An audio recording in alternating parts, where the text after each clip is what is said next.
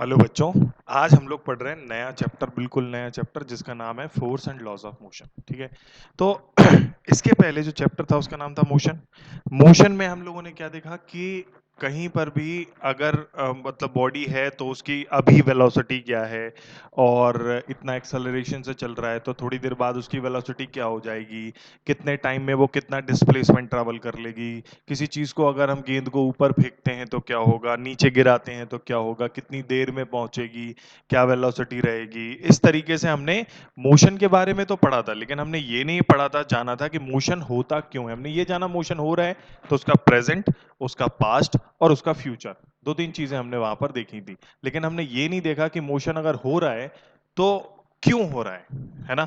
तो now we are talking about the reason of motion, and the reason of motion is force, है ना। तो here we are talking about force. तो आज के lecture में हम लोग बेसिकली फोर्स के बारे में ही बात कर रहे हैं। अब मैंने फोर्स के बारे में बताने के लिए ये छोटा सा प्यारा सा बालक बना रखा है। इस छोटे से पहले से बालक का नाम है चिंटू, CHIN 2, चिंटू। तो चिंटू बाबा के पास क्या है, एक साइकिल है ना। तो चिंटू बाबा भी क्या है ना, कई जगह फोर्स अप्लाई कर रहे हैं, हमको पता चल रहा है कई जगह वो फोर्स अप्लाई कर रहे हैं। साइकिल चलाना है तो फोर्स अप्लाई कर रहे हैं। देखो कैसे। सबसे पहले तो चिंटू बाबा पैडल मार रहे हैं ना, यहाँ पर। तो चिंटू बाबा जो यहाँ पर पैडल मार रहे हैं ना, तो ये फोर्स अप्लाई ही तो हो गया। Applying force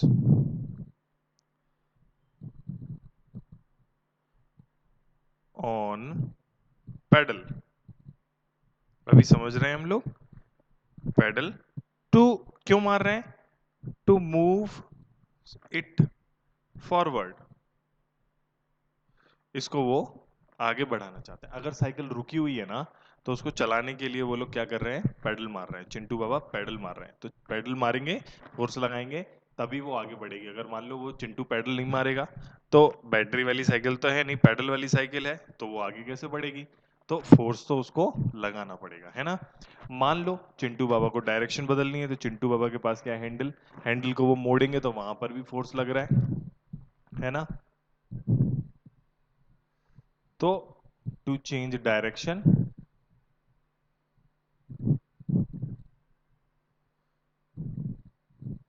direction force is applied on handle. Direction change करने के लिए ये क्या कर रहे हैं, हैंडल पर फोर्स लगा रहे हैं, है ना। और अगर मान लेते हैं ब्रेक लगाना है, रोकना है बाइसिकल को, तो यहाँ पर ब्रेक लगाएगा, वो हैंडल के पास ब्रेक होता है, तो वो ब्रेक लगाएगा, तो ब्रेक लगाने के लिए भी फोर्स लगाना पड़ेगा। तो ब्रेक यहाँ पर होता है कहीं पर, तो लेट्स से ब्रेक यहाँ पर हो रहा है, तो applied force on brakes to stop.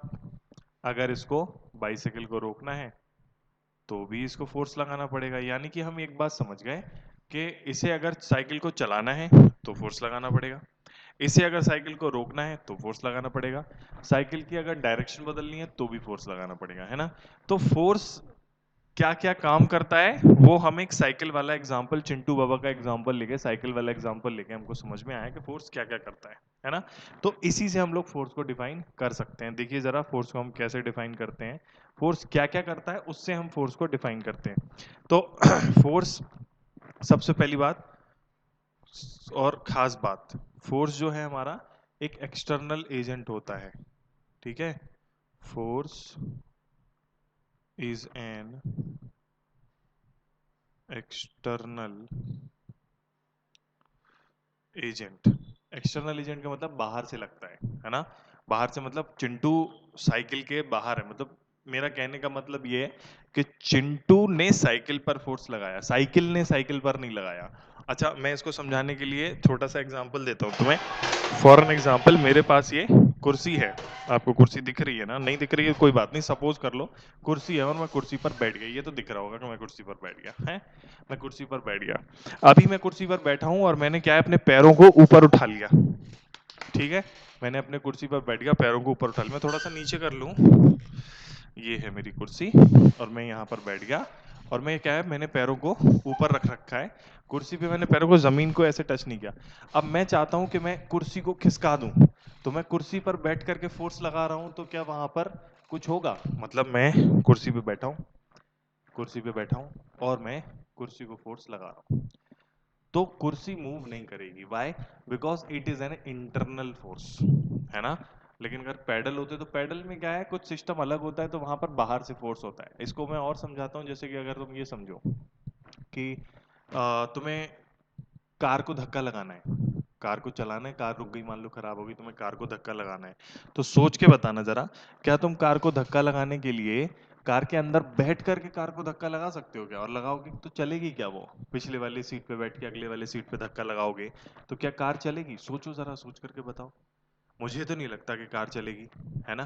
तो अगर कार ऐसे करके नहीं चलेगी तो इसका मतलब है अंदर बैठ के नहीं होगा, बाहर से होगा। तो फोर्स क्या है? बाहर से लगने वाला एक चीज है। Force is an external agent. ठीक है बच्चों, तो force is an external agent, बाहर से लगता है। सबसे पहली बात, इट इज अ पुश और पुल। इट इज अ पुश और पुल। या तो तुम किसी चीज को धक्का दोगे या खींचोगे, तो उससे क्या क्या हो सकता है वो देखो। विच कैन,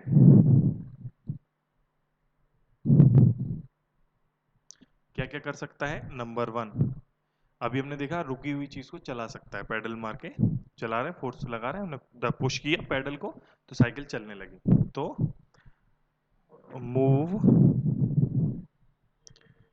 एनी ऑब्जेक्ट, किसी ऑब्जेक्ट को चला सकता है। दूसरा क्या काम कर सकते हैं हम लोग फोर्स लगा करके? रोक सकते हैं ब्रेक मार के, तो stop any moving object.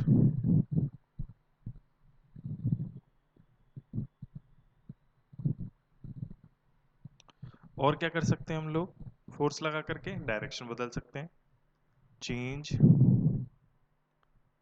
The direction.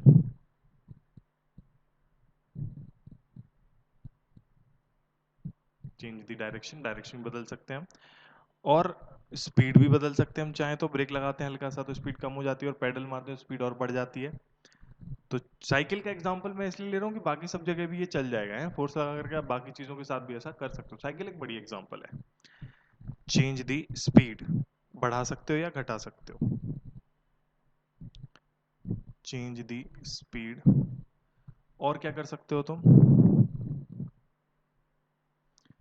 Force लगा करके? और क्या कर सकते हो तुम फोर्स लगा करके? एक और बढ़िया सी चीज कर सकते हो तुम, you can change the shape and size. वो अभी मैंने यहां पर नहीं बोला, बताया। Change shape and size,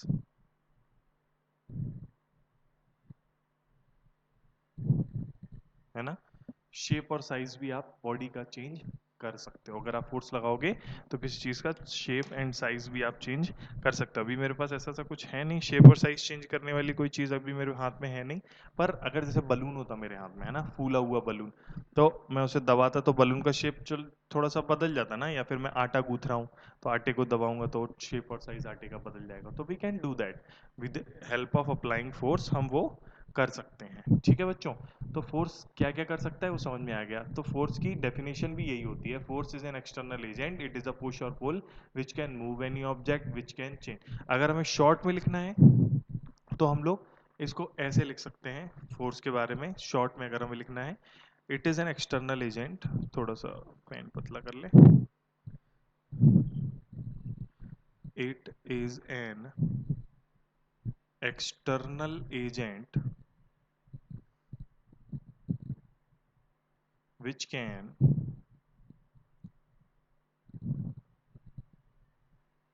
change the state of rest, रुके हुए को चला सकता है और चलते हुए को रोक सकता है, और ऑफ यूनिफॉर्म मोशन।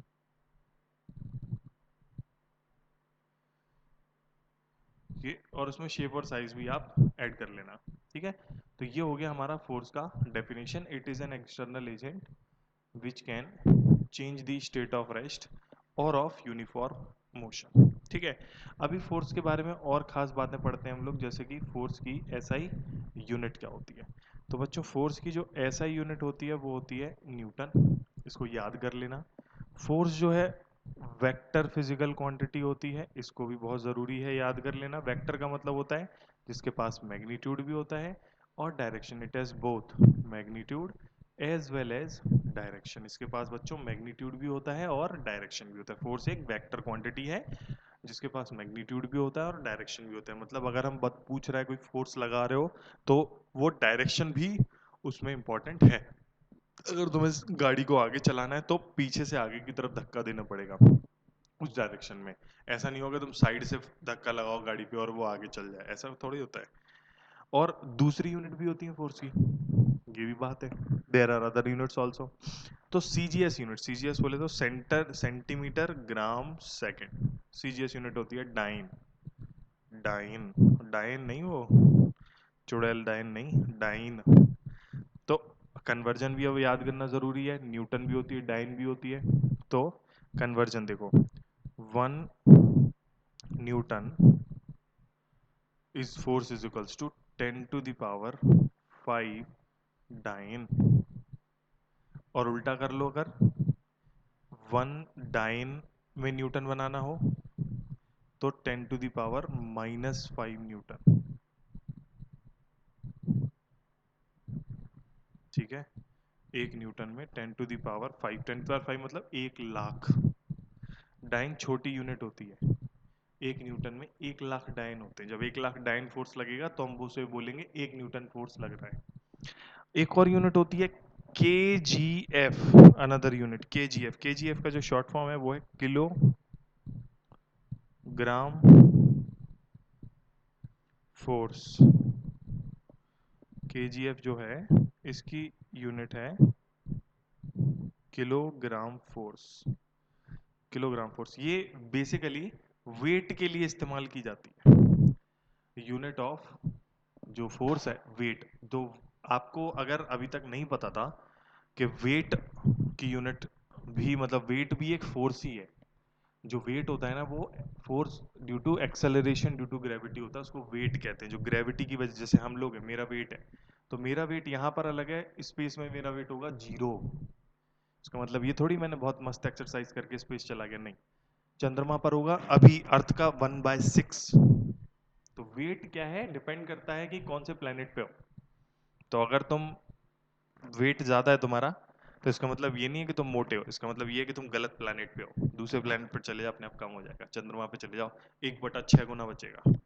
तो वेट जो है हमारा वो, उसकी यूनिट ज्यादातर जगह किलोग्राम फोर्स में नापी जाती है। मास और वेट दो अलग अलग चीजें हैं। मास होता है amount of matter present in the body, और वेट होता है हमारा force of gravity on that body. तो फोर्स होता है बेसिकली। तो जो किलोग्राम फोर्स है वो उसकी यूनिट होती है। इसको लिखते हैं हम लोग कैसे, unit of weight kilogram force. इसको हम लिखते पता कैसे हैं, किलोग्राम फोर्स हो गया, यूनिट ऑफ वेट हो गई। हाँ, लिखते का मतलब इसका कन्वर्जन। तो अगर हमें 1 किलोग्राम फोर्स लिखा है, कभी कभी ग्राम फोर्स भी लिखते हैं, वो है वो भी बताता हूँ। तो इसका जो कन्वर्जन है वो होता है जी न्यूटन। अच्छा, जी क्या है, तुम लोग ने पढ़ा है पिछले चैप्टर में। जी बोले तो acceleration due to gravity. G is the acceleration due to gravity. क्या वैल्यू होती है एक्सेलरेशन ड्यू टू ग्रेविटी की, G is the acceleration due to gravity. तो क्या वैल्यू होती है एक्सेलरेशन ड्यू टू ग्रेविटी की, तो जी की जो वैल्यू होती है वो कई जगह 9.8 मीटर पर सेकंड स्क्वायर लिखी होती है, या फिर कई जगह 10 मीटर पर सेकंड स्क्वायर लिखी होती है। तो जहां पर जो जी की वैल्यू दी हो वहां पर वो रख देना। अभी के लिए जी न्यूटन हो गया। इसको एग्जैक्टली जी की वैल्यू क्या है, हर जगह बदलती रहती है। जैसे चंद्रमा पर जी की वैल्यू अलग हो जाती, कहीं पर अलग कहीं पर अलग। तो 1 kgf बराबर जी न्यूटन, या फिर अगर हमें 1 gf बोले, gram force is equals to G into 10⁻³ newton. अगर तुम 9.8 रखते हो तो 980 न्यूटन, है ना। तो इस तरीके से किलोग्राम फोर्स बराबर जी न्यूटन। ग्राम फोर्स बराबर 10⁻³ सॉरी 10⁻³ न्यूटन, जी इंटू 10⁻³ जी एफ ना छोटी होगी, किलो मतलब 10⁻³ था, बड़ी थी। तो ये हमारा कन्वर्जन हो गया किसमें, ग्राम फोर्स वाला कन्वर्जन हो गया। यहाँ पर देख लो, आपको अगर कोई दिक्कत है तो इसमें समझ लो, यहाँ पर जो किलोग्राम फोर्स की बात हो रही थी ये वो है हमारा है। तो 1 kgf equals to g newton, और जी यहाँ पर एक्सेलरेशन ड्यू टू ग्रेविटी है बच्चों, इसको ध्यान रखिएगा, G is the acceleration due to gravity. Now अभी हमने फोर्स के बारे में पढ़ लिया, फोर्स होता क्या है। अब ये देखते हैं कितने तरह का फोर्स हमें मौजूद होता है। Let's talk about type of force. ठीक, टाइप ऑफ फोर्स में सबसे पहले जो फोर्स मैं आपको बताना चाहता हूँ वो होता है फ्रिक्शन फोर्स। फ्रिक्शन फोर्स क्या होता है, फ्रिक्शन फोर्स वो होता है जैसे कि ये स्कीइंग कर रहा है ना, तो ये आगे की तरफ फिसल रही है, तो इसमें फॉरवर्ड स्लिपिंग हो रही है। इस फॉरवर्ड स्लिपिंग को रोकने के लिए पीछे की तरफ फ्रिक्शन आता है। फ्रिक्शन कहाँ होता है, अपोजेस दी स्लिपिंग। फ्रिक्शन एक ऐसा फोर्स होता है जो स्लिप करने से रोक लेता है किस चीज को, तो friction is the force which opposes the slipping. Skiing में फिसलता है आदमी, तो जैसे तुम भी अगर फिसलोगे, अपने मान लो पानी डाल लिया और फिसलने की कोशिश करते हो, थोड़ी देर बाद रुक जाओगे, क्यों, क्योंकि फ्रिक्शन हो रहा है वहां पर। ठीक है। एक होता है ग्रेविटी फोर्स, अपना ग्रेविटी फोर्स हो गया। ग्रेविटी फोर्स यानी कि क्या हो गया, वेट, इसको अपन वेट भी कहते हैं। जैसे अगर कोई ऊपर से कूद रहा है तो नीचे ही क्यों आता है, क्योंकि उसका वेट नीचे लाता है उसे।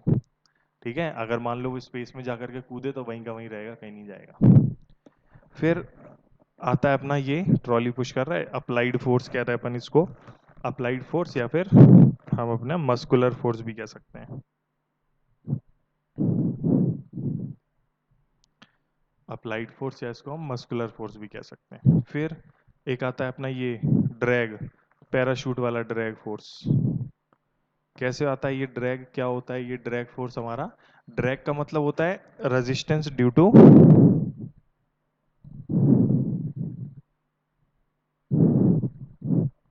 एयर, जो कहाँ लग रहा है, ऊपर। इसका मोशन कहाँ हो रहा है, नीचे। तो ये फ्रिक्शन जैसा ही है एक्चुअली में, ड्रैग और फ्रिक्शन में बहुत ज्यादा अंतर नहीं होता। ड्रैग फोर्स का दूसरा नाम एक और है, विस्कस फोर्स।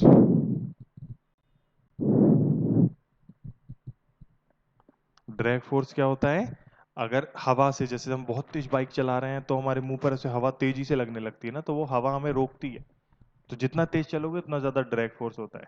ठीक है। और फोर्स आ जाते हैं हम लोग स्प्रिंग फोर्स।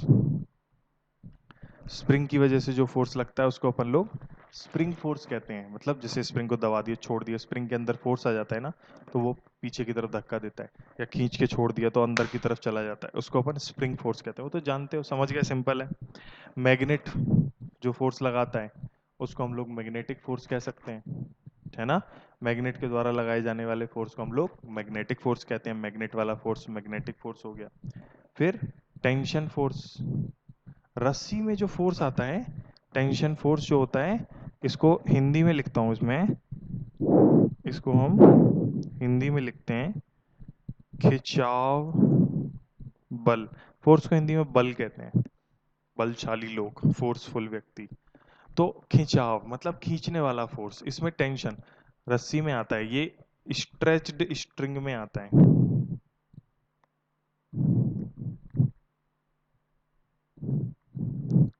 स्ट्रेच्ड स्ट्रिंग में आता है, और ये जो फोर्स होता है ये ऐसे लग रहा होता है हमारा, इधर लग रहा है, इधर, इधर लग रहा है, इधर। टेंशन रस्सी में आता है, खींची हुई रस्सी में। ठीक है। टेंशन, रस्सी वाला फोर्स टेंशन फोर्स। वो तो सर दर्द हो रहा है, बहुत टेंशन है, पेपर आ रहा है, वो वाला टेंशन नहीं, रस्सी में खींचने वाला टेंशन अलग होता है। एक बढ़िया फोर्स होता है जिसको अपन बुओयंट फोर्स कहते हैं। इनमें से कुछ फोर्सेस को पढ़ने का हमें मौका भी मिलेगा, जैसे ग्रेविटी वाले को पढ़ने का मौका मिलेगा। ये रहा हमारा बुओयंट फोर्स। बुओयंट फोर्स क्या होता है, अपवर्ड फोर्स। जैसे नाव है नदी में, क्यों तैर रही है, क्योंकि उस पर बुओयंट फोर्स है, वेट उस पर नीचे लग रहा है, तो उसे तो नीचे जाना चाहिए, लेकिन बुओयंट फोर्स उसे ऊपर उठाया है। पत्थर, पत्थर तो पानी में डूब जाता है, तो पत्थर पर बुओयंट फोर्स लगता तो है लेकिन वो कम लगता है। ठीक है। पानी हुई, हवा, ये बलून है, हॉट एयर बलून, हवा में ऊपर चला जाता है, क्यों चला जाता है, क्योंकि इस पर बुओयंट फोर्स ऊपर की तरफ काम कर रहा है।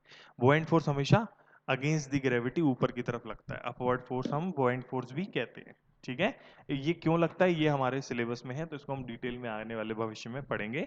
अभी के लिए इसमें समझ लो कि ये अपवर्ड फोर्स लग रहा है, फ्लूइड का फोर्स होता है और ऊपर की तरफ को लगता है, इसको हम लोग कहते हैं बुओयंट फोर्स। तो ये हमने कुछ तरह के फोर्स हमने जो हैं वो पढ़ लिए, डिफरेंट टाइप ऑफ फोर्स हमने देख लिए, कितने तरीके के हमारे फोर्स होते हैं, डिफरेंट टाइप ऑफ फोर्सेस देख लिए कि फ्रिक्शन फोर्स हो गया, ग्रेविटी हो गया, अप्लाइड फोर्स, ड्रैग, ऐसे फोर्स और भी होते हैं। जैसे हमने इलेक्ट्रिक फोर्स नहीं देखा, हमने और भी बहुत सारे फोर्स के बारे में बातचीत नहीं करी, वो भी फोर्स होते हैं। ठीक, now we categorise these all forces available in two categories, दो कैटेगरीज। एक कैटेगरीज में हमें फोर्स अप्लाई करने के लिए चीजों को एक्चुअली कांटेक्ट में लाना पड़ता है, और एक अप्लाई करने के लिए हमें चीजों को कांटेक्ट में नहीं लाना पड़ता। फिर से बताने दो मैं क्या कह रहा हूं। जैसे अगर मेरे पास ये माउस है, ये माउस है मेरे पास, चूहा, ये चूहे, तो ये माउस है मेरे पास, अगर मुझे इस माउस को हिलाना है तो मुझे इसे टच करना पड़ेगा, है ना, है ना। अगर मैं इसको ऐसे रख देता हूं और मैं कहूँ ए माउस हिल जा, ए माउस हिल जा, ए माउस हिल जा, नहीं हिलेगा। मतलब मुझे अगर इस पर फोर्स लगाए तो मस्कुलर फोर्स, जो अप्लाइड फोर्स मैंने यहाँ पर पढ़ा है, उसको अप्लाई करना है तो वहां पर एक्चुअली कांटेक्ट होना जरूरी है ना। अगर जैसे ये फ्रिक्शन की बात करते हैं, फ्रिक्शन, तो अगर मान लेते हैं चीजें हवा में उड़ती हैं तो जमीन से तो कांटेक्ट में है नहीं, तो तब वो फिसलती थोड़ी है और फ्रिक्शन नहीं लगता वहां पर। ठीक है, लेकिन वेट, ये आदमी ऊपर से नीचे कूद रहा है, तो वेट कौन लगा रहा है, अर्थ, ग्रेविटी कौन लगा रहा है, अर्थ, तो अर्थ ग्रेविटी लगाती है। तो अर्थ का और इस आदमी का कांटेक्ट है क्या, अभी टच में है क्या, नहीं है ना, दूर से लग गया कि नहीं लग गया। तो कुछ फोर्स दूर से लग जाते हैं, जैसे मैग्नेट वाला फोर्स हो गया, ये दूर से लग जाता है। तो कुछ फोर्स दूर से लग जाते हैं और कुछ फोर्स हमारे लगाने के लिए हमें टच, कांटेक्ट करना जरूरी होता है। इस तरीके से हम फोर्सेस को दो तरीके से बांट लेते हैं, एक कांटेक्ट फोर्स हो गया और एक नॉन कांटेक्ट फोर्स हो गया। एक हो गया हमारे पास कांटेक्ट फोर्स, कांटेक्ट फोर्स के लिए interaction between object that touch, तो वो फोर्स जिनमें ऑब्जेक्ट आपस में कांटेक्ट में रहते हैं, टच करते हैं, इंटरेक्शन होता है। नॉन कांटेक्ट अट्रैक्ट और रिपेल, ये अट्रैक्ट करते हैं या रिपेल करते हैं इवन फ्रॉम अ डिस्टेंस, मतलब दूर से काम कर जाए। जैसे मैंने कांटेक्ट में अप्लाइड फोर्स, अगर तुम्हें बल्ले से गेंद को मारना है तो तुम्हें टच करना पड़ेगा, स्प्रिंग को दबाना है तो स्प्रिंग को टच करना पड़ेगा, हवा के साथ तुम्हें कांटेक्ट में आना पड़ेगा, अगर फोर्स लगाना है तो फ्रिक्शन के लिए जमीन के कांटेक्ट में आना पड़ेगा तुम्हें। नॉर्मल फोर्स, नॉर्मल फोर्स एक फोर्स होता है जो कि जैसे टेबल पर कोई चीज रखी है ना, तो क्यों रखी है, वेट की वजह से नीचे चली जाए पर वो बची हुई है, क्यों, क्योंकि उस पर टेबल भी ऊपर की तरफ फोर्स लगा रही है, उसको कहते हैं अपन normal force. Now non contact force जैसे कि हमारे पास आ गया मैग्नेटिक फोर्स, है ना बच्चों, मैग्नेटिक फोर्स के लिए हमें दूर से ही काम हो जाता है। इलेक्ट्रिक फोर्स, जैसे अगर तुमने एक एक्सपेरिमेंट किया हो, घर पे करते ही हैं बच्चे, या कंघी लेकर के, स्केल लेकर के बालों में रगड़ो, अब मेरे तो बाल नहीं है तो मैं कैसे रगड़ूंगा, पुअर मी, तो ऐसे बालों में रगड़ो अपने, और उसके बाद छोटे छोटे कागज के टुकड़ों को अट्रैक्ट करो तो वो हो जाते हैं ना, तो वो फोर्स होता है इलेक्ट्रिक फोर्स। इसको हम लोग आगे पढ़ेंगे, अभी क्लास 9th में नहीं है, क्लास 10th में भी नहीं है, ज़्यादा नहीं है, क्लास 10th में आइडिया है, मैं पढ़ाऊंगा क्लास 10th में, थोड़ा सा आइडिया दूंगा आपको, 12th में और अच्छे तरीके से है। और ग्रेविटेशनल फोर्स, सेब अगर ऊपर से नीचे गिरता है तो सेब और अर्थ का तो कांटेक्ट है नहीं, टच में तो है नहीं, फिर भी गिरता है नीचे, क्यों, क्योंकि ग्रेविटी जो है वो दूर से काम करता है। कोई भी चीज नीचे की तरफ क्यों गिरती है, क्योंकि वहां पर फोर्स लग रहा होता है। कौन सा फोर्स लग रहा होता है, ग्रेविटेशनल फोर्स, जो कि दूर से एक्ट कर जाता है ना। तो जब दूर से एक्ट कर जाए कोई भी, तब हम उस फोर्स को कहते हैं कौन सा फोर्स, नॉन कांटेक्ट फोर्स। तो हमने दो तरीके से फोर्स को देख लिया बच्चों, एक तो हो गया हमारा कांटेक्ट फोर्स और दूसरा फोर्स हो गया हमारा नॉन कांटेक्ट फोर्स। जो कांटेक्ट चाहिए, टच चाहिए, जहां पर बिना कांटेक्ट के फोर्स नहीं लग सकता, उसे हम कांटेक्ट फोर्स कहते हैं, और जहां पर बिना कांटेक्ट के ही फोर्स लग जाता है उसको हम नॉन कांटेक्ट फोर्स कहते हैं। समझ गए, ये हैं सब।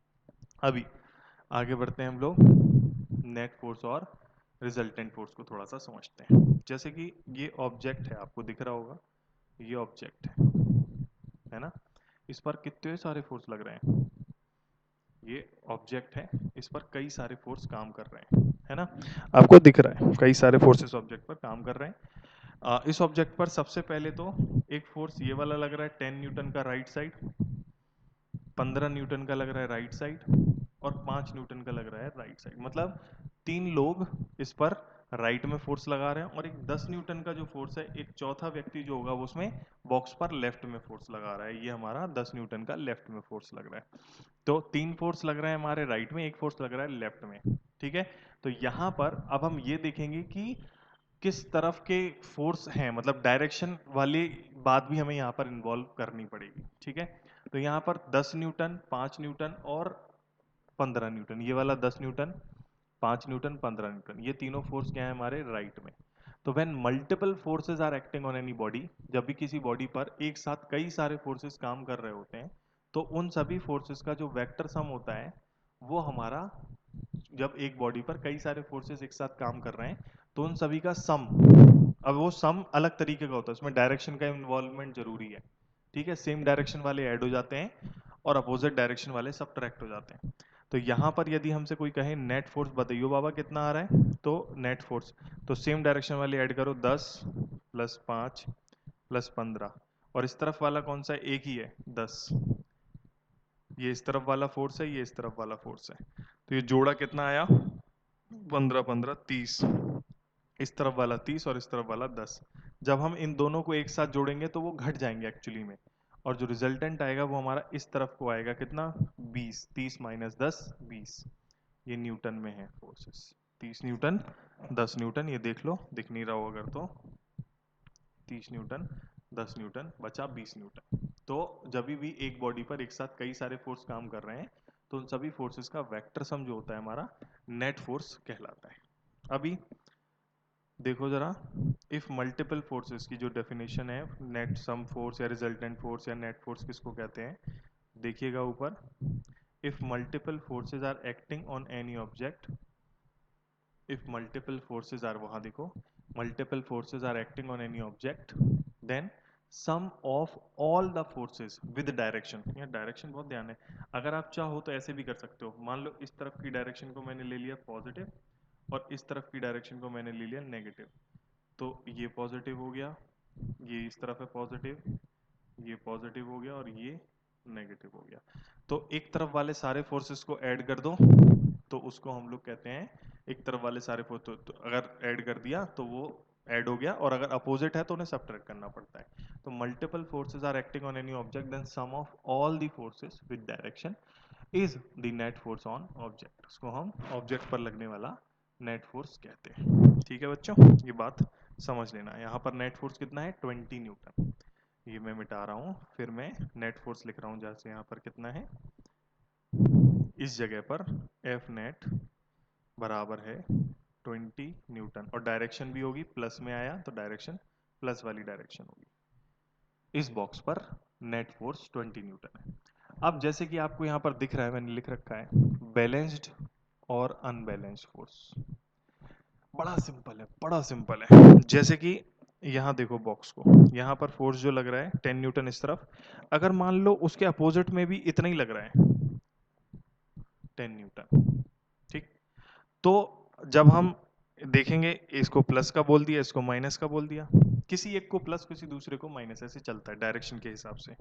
तो अब हम एफ नेट निकालेंगे तो कितना आएगा हमारा, 10 माइनस 10 जोड़ेंगे तो प्लस माइनस जीरो हो जाएगा। ये तो जब भी नेट फोर्स आपका जीरो आ रहा है, कितना आ रहा है बच्चों, जीरो, जब भी नेट फोर्स आपका जीरो आ रहा है उसको हम लोग कहते हैं बैलेंस्ड फोर्स। और जब भी नेट फोर्स जीरो नहीं आ रहा है, जैसे कि ऊपर आया था ना अभी, ये ऊपर वाले में नेट फोर्स कितना आया था 20 न्यूटन, जीरो थोड़ी है, तो उसको हम बोलते हैं अनबैलेंस्ड फोर्स। देखो ये लिखा हुआ है मैंने यहाँ पर, if net force on any object is zero then forces are balanced force, or net forces are not zero then forces are unbalanced forces.